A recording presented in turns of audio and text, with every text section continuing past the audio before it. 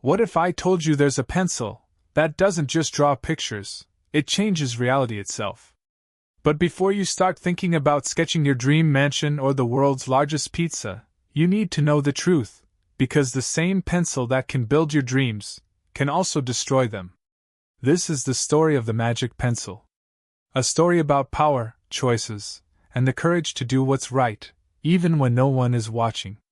In a quiet little town, tucked between rolling hills and whispering trees, lived a boy named Eli. Eli wasn't the loudest, the fastest, or the smartest kid in school. But he loved to draw. His notebook was his world, full of dragons, castles, and adventures he could only imagine. Unfortunately, the only thing he couldn't draw was decent grades in math class. One stormy afternoon, Eli's mother sent him to the old stationery shop at the end of Main Street. It was the kind of place that looked like it hadn't seen a customer in decades.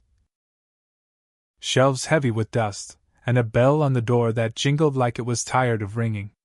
Behind the counter stood an old man with eyes that seemed to know more than they should.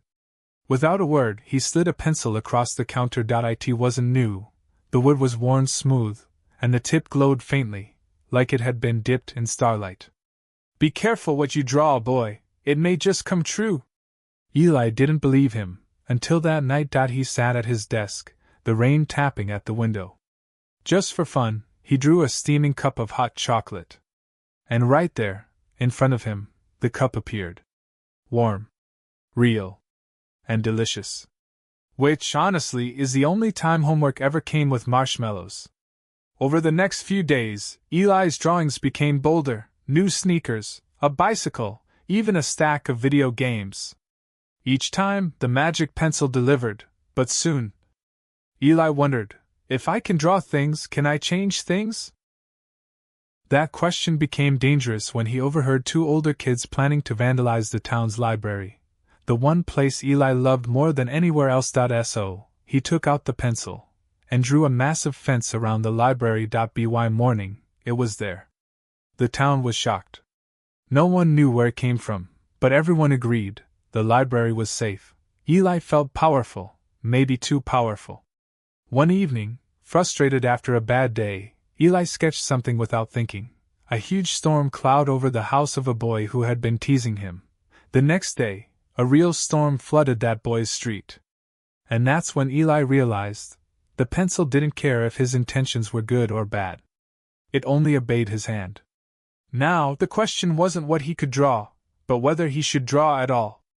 Eli avoided using the pencil, afraid of what he might do next. But one night he saw smoke rising from the hills, a wildfire heading straight for the town. He didn't have time to warn everyone. With shaking hands, he drew a wall of rain clouds and a heavy downpour over the fire. Within minutes, the flames were. Exhausted, Eli returned the pencil to the old man the next morning. "I can't keep it," Eli said. "It's too much power for me." The old man smiled. "Power isn't the problem, boy. It's the heart that guides it." Eli walked away without the pencil, but with something better. The understanding that real change doesn't always come from magic, but from the choices we make every day. In life, we all hold a magic pencil, the power to create, to influence, to leave our mark. What we draw into the world is up to us. But remember, every line you make leaves a trace. Make sure yours draws kindness, courage, and hope.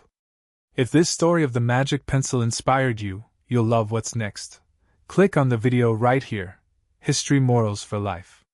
It's packed with real stories that will make your choices sharper than any pencil could.